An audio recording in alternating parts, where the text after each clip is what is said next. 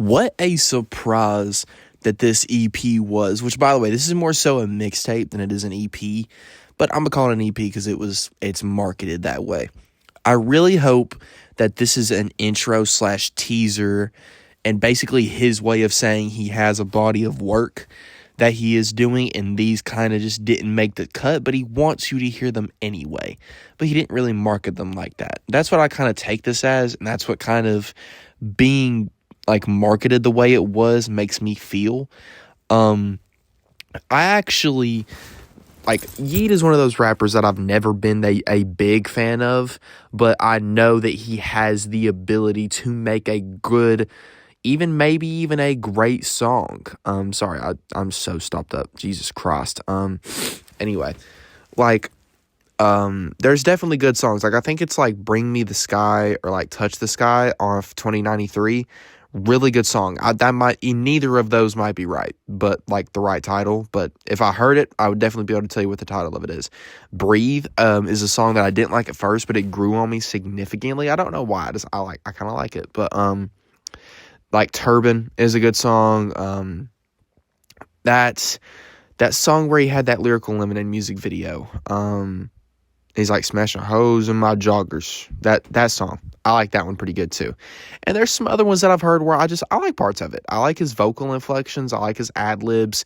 I also think he's like good at curating like his albums. Like he's good at knowing who to put on a song, like knowing like what to like the like ad-libs and knowing like the production, what it needs to do, stuff like that. He's not on par with Travis Scott in that way, but I think they're very similar in that way where they're both really good at it. I do think Travis is better though as of right now. Just he's got more projects being great at it.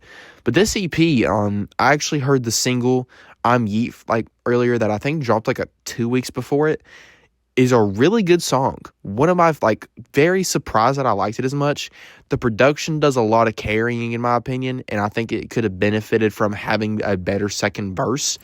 But I loved it, actually. I love the production. I think it is crazy. I love, like, a Bing Speak. I think he's so good at making, especially, like, with an artist like Yeat, it's great. The only part that I didn't really like I said, was that second verse. It's not even that I don't like it. It's that I just kind of wish he just rapped on it, you know? Because I thought he was going to kind of, like, go from, like, that smaller delivery to being, like, bigger and, like, sounding bigger, but that just didn't really happen. But that actually brings me to a good thing that I love about this EP. That like Yeat's mic presence and his charisma and his dominance over the songs feeling like a huge presence is definitely like that is what makes this so good and what makes him significantly better on this EP, because I feel like this is the most amount of mic presence and dominance over the song that he's had in so long. And the curation on this project, like the right ad-libs, the right beats, the right features, like all the features on here are hits. Saw Baby, NGE, how do you say his name? NGYEL. I've actually known about him for a while. He has a good song with Lil Keed, and he actually has that Off-White song with Lil Uzi that I actually thought was gonna like help him blow up a little bit. He's not like, I wouldn't say his discography's that good, but he does great on Oh Did I or Oh I Did, which, by the way, favorite song of the project, amazing. So Much Money, So Much Fun. How was it? MFU? That's what it's called. Money Fun, I think is what that's supposed to stand for. Or maybe not, with Saw Baby. Great song. There's another one on there that I remember. Loco is a song that I don't think is great. That one is a perfect example of those ad-libs because he's just making a noise that, like, is perfect for what the song is making you feel.